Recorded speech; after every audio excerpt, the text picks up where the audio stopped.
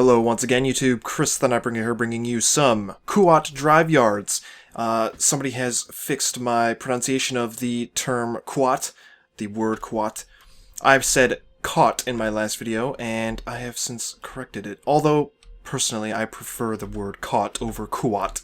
Kuat sounds like some sort of fruit, and caught sounds like the hearty name for a starship manufacturer. Anyway, enough of that. As you can see, I've got a few more starships here.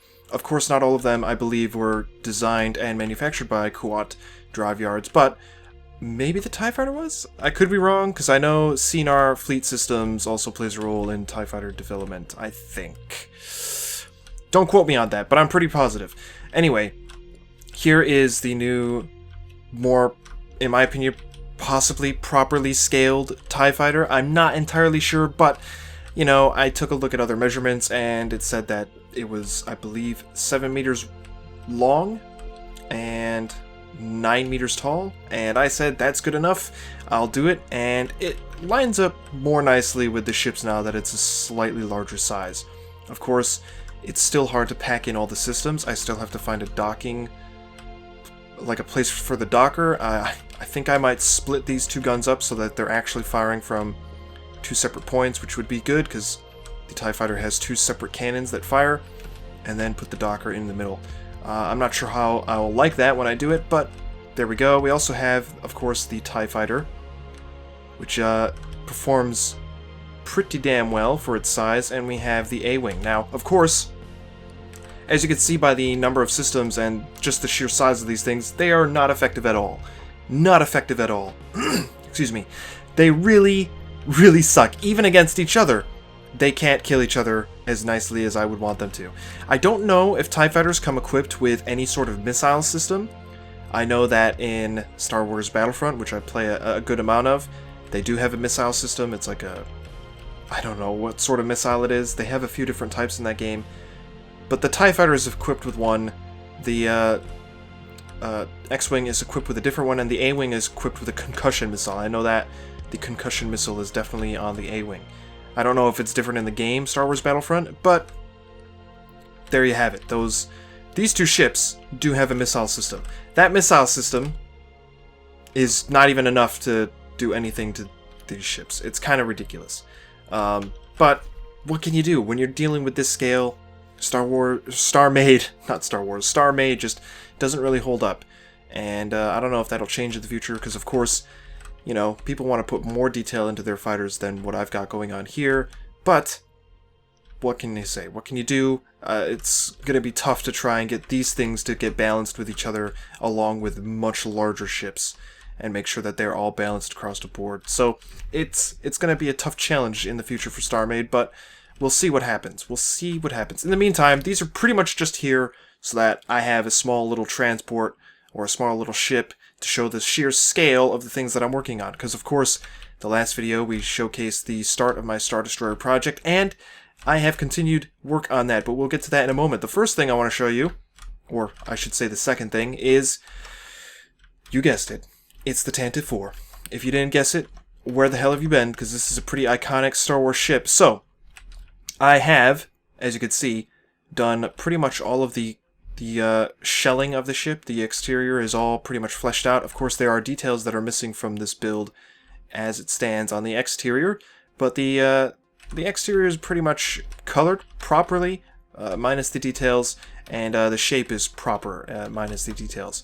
So it's a tough build. It really is, because of course there is an official cross-section of the ship as well as a few fan-made cross-sections of this ship, and it is tightly packed with interior stuff. So let's take a peek inside. We can see we have the entrance hall where they boarded the ship. There might be a doorway here. I believe there is, that leads into like some sort of side room. Now currently this is one of the maintenance tubes, but there is no real reason for this maintenance tube or escape pod tube to be over here. So this might actually just be a room, which I will probably rectify in the future.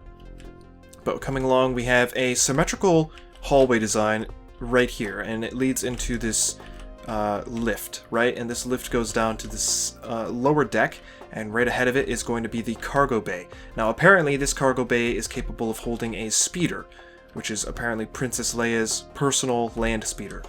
I don't know if there's like an actual way of getting this speeder out of this ship, because as far as I can see, there's no door that opens up on the bottom. And even if there was, there are structural elements here that prevent it from really making sense. The doorway would have to be here. I guess that would make sense if it could lower. I think I would be okay with that. But my gosh, as you can see, we're already starting to pack quite a lot of stuff in here.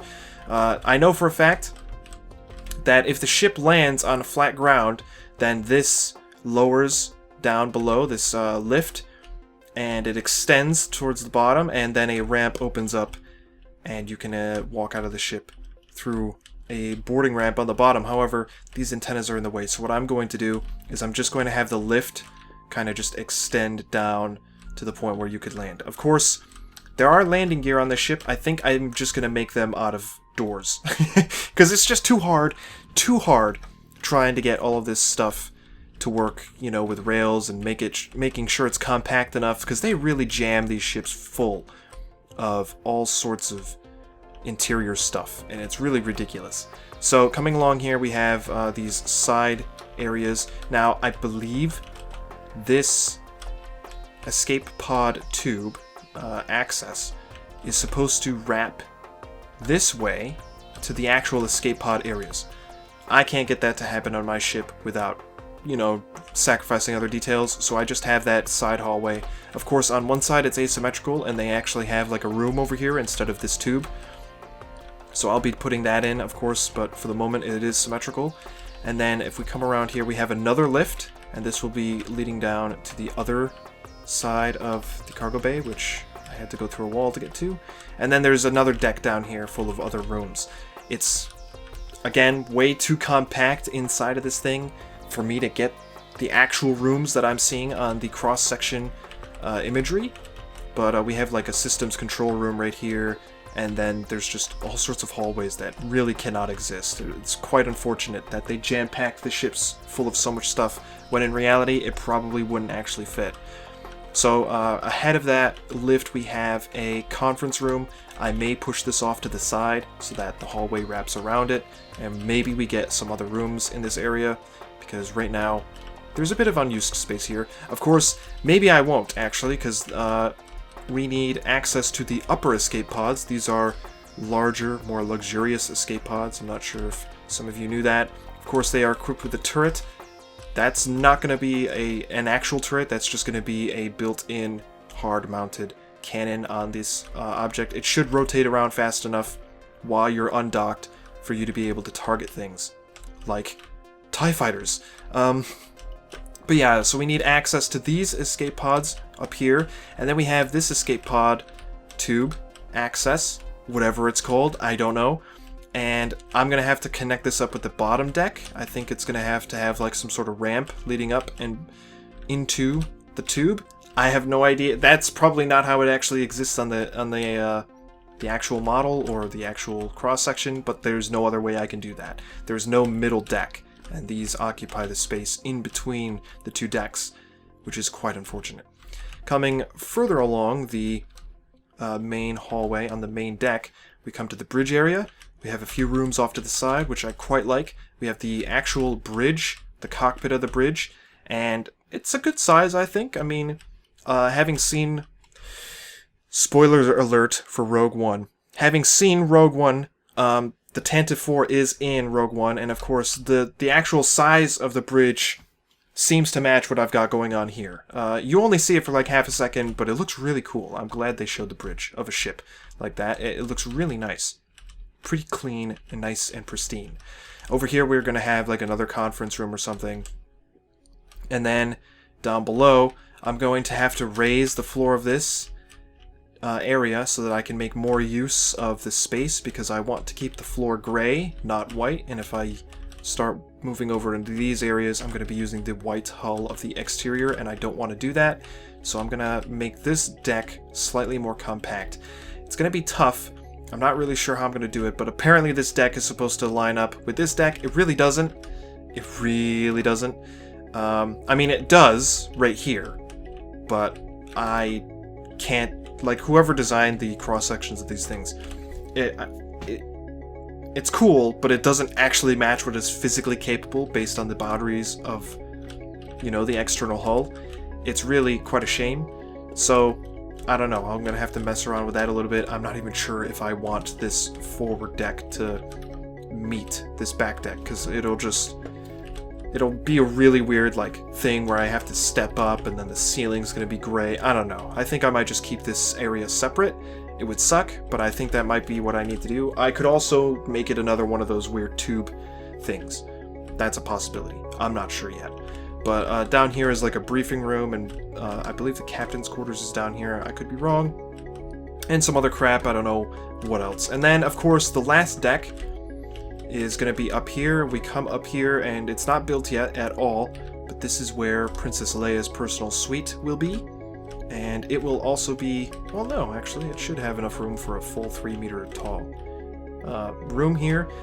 She does have windows, but they're all covered up with armor panels because Princess Leia goes on rescue missions and all sorts of other silly, crazy stuff that she likes to do that will probably get her killed or captured by Imperials, of course. So, that's the Tantive IV. Now, I got the engines, the proper lighting. Oh, it looks so good. We're gonna move up above, because I'm about to teleport to another sector, and there's a big object in that sector, of course, as you may know. Oh, I've run out of power. Stop the ship. I think I'm high enough at this point where I won't run into anything. Let's hope. Now, I didn't show off a lot of the Star Destroyer in the last video because, well, most of it wasn't really even done, and furthermore, it was a pain trying to film that and have the frame rate not suck complete balls. So, we're going to try it again. We're going to see what I can show off. Probably not much. Of course, a majority of the Star Destroyer is still lacking a lot of detail. But I have started the detailing process, and I will show you that as I teleport over there. So let's see what I can accomplish. This could be bad. Okay, the Star Destroyer is below us, which is great, because I really didn't want to have to delete a ship today. And it's a good thing I didn't have to, because I almost... Well, I just straight up didn't save that ship, so if I had to delete something, it would have been bad. Okay, there it is. So we can bring this down, so that it's next to the Star Destroyer, and we can see what it looks like. Oh, this is going to be sweet.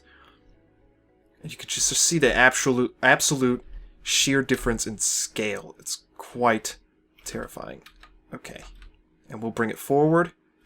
And you can see some of the detailing, and it's nuts because you're seeing it from quite far away, and you really don't get a chance to realize how much detail is already there, even from this distance. It's quite nuts. You can see it, but it's not displayed properly enough for you to really understand just how much is there. So I'm getting 20 FPS, as you can see in the lower left. Showing the entire thing on stream while I'm recording. Oof, probably 5 FPS. 9, 10, 12. That's not bad. I mean, if it was 5 FPS, it would be even worse, and I don't think I would ever want to play Starmade again with this thing on screen, but there we have it. That's the Tantive IV in front of the bridge of the Imperial Star Destroyer.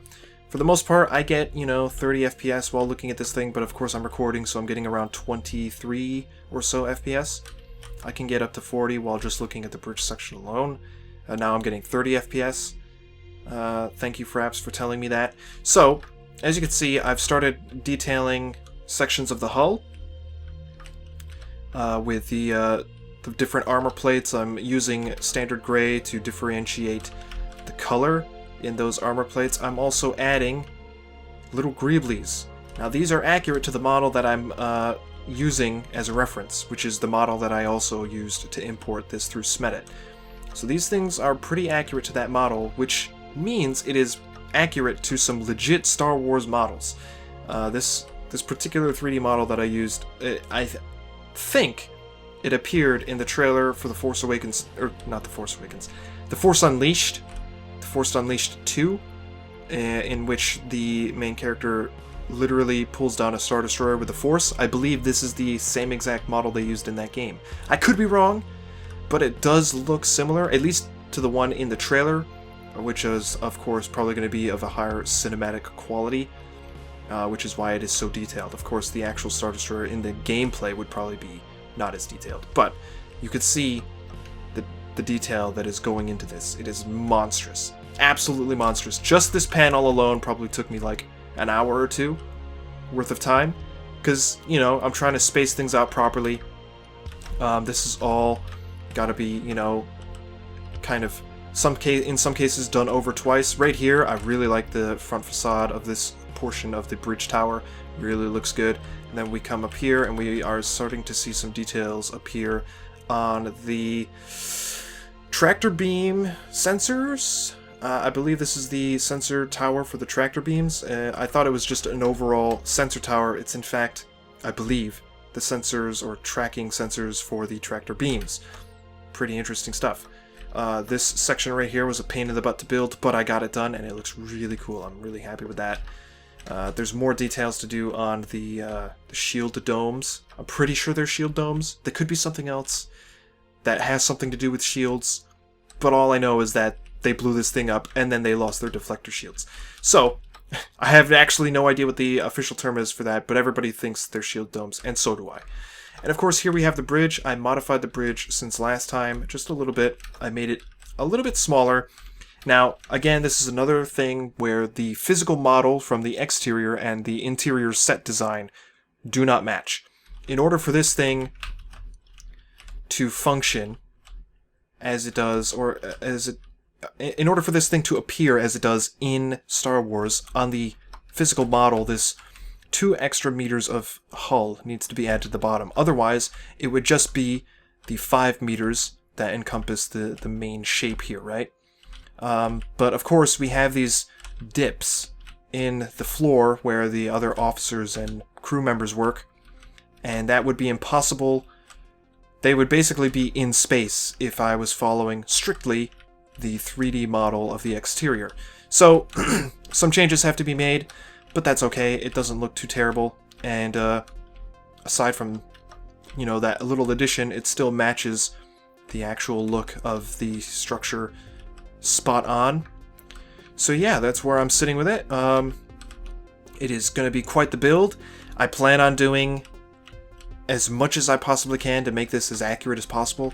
I'm probably going to have decks upon decks upon decks of stuff. I have to potentially remove a whole bunch of layers. Oh, here's the old bridge, I think. Yeah, this is what the old bridge. It looks slightly bigger, as you could probably tell, just by looking at that versus this. It's a little bit bigger. Excuse me. So, as you can see, I have some old layers. Oh my gosh. It's like I'm losing my voice, but not really. I have some old layers here from when I was creating the original shape. And the problem with that is that it's starting to build up underneath the new layers of structure that I'm putting on top. So like underneath, let's see, this area, this layer of hull does not need to exist, neither does this wall, because on the other side is just empty space for the interior of the ship. So that's a problem that I've run into that I'm going to have to start sorting out. And the reason that's a big problem is because it's rendering a ton of blocks. I don't know how well Starmade renders what you can and cannot see. At one point, I know that it really did not render chunks that you were not physically capable of seeing, but I believe a certain update rendered that update or that feature useless. I could be wrong. I believe it was like PBO or VBO or something like that. I can't remember. But the problem is that heptas render all faces, and so do tetras. They render all of their faces no matter if something is covering it up. So even though this triangular shape on the hepta is covered up by a wedge, I'm still rendering it. So when I start zooming out, I'm rendering full heptas all the time. I feel like that's dragging me down a bit. I feel like that's what's really dragging me down a bit in terms of FPS and performance. So I'm going to have to be removing those. Other people might be asking, some people might be asking, why didn't you do slabs? Well, it's the same problem, really. When you place a slab down in front of a full block, for example, it still renders the full face of that block. So I think by using wedges, I'm getting away with less stuff rendered. I'm pretty positive that's the case, because instead of rendering the sides of like every single one of these blocks in between each step, I'm just rendering the tops and the bottoms. And of course, if I fill this ship with systems or interiors, I won't be rendering the bottoms or the interiors of those blocks anymore. I don't know, it's a big mess, really. I'm sitting at, for this ship, the Star Destroyer, I'm sitting at 3.4 million blocks at the moment, and that number's only going to go up, of course. I might get away with reducing it by a couple 100,000 when I remove these interior hull bits that no longer need to be there, but that's where it currently stands. I'm starting to run out of the capability to say coherent sentences. It is very late where I am. It is Christmas Eve, in fact, when I'm recording this, and apparently my voice does not want to cooperate. So I think that's where I'm going to end the video, and I am looking forward to finishing this thing. It is taking me a long time to get this far. I would say that I've spent maybe a full day of my life working on this thing by now. Easily a full day. The structures and the details that you're looking at right now probably have taken me, I don't know, just the detailing alone, easily 10 hours of my life. It's nuts. It's absolutely nuts. But it is so worth it. The result is so worth it. So that's where we stand currently with the Star Destroyer. And thank you again for watching. Subscribe if you want to see more. Leave your feedback down below. I'm probably going to be starting a thread by the time I post this video, and the link to that will be down below as well, where you will probably be able to get some more information out of me with regards to this build and my progress on it. I don't know how often I'll be recording these because, of course, it's not really worth it if you can't see it in solid, smooth FPS. But if you want to see more, let me know. I'm going to try and get back into the recording sessions. I'm going to try and get back into ship reviews and ship showcases and other things as well. So stay tuned for all of that stuff, and I will see you all next time.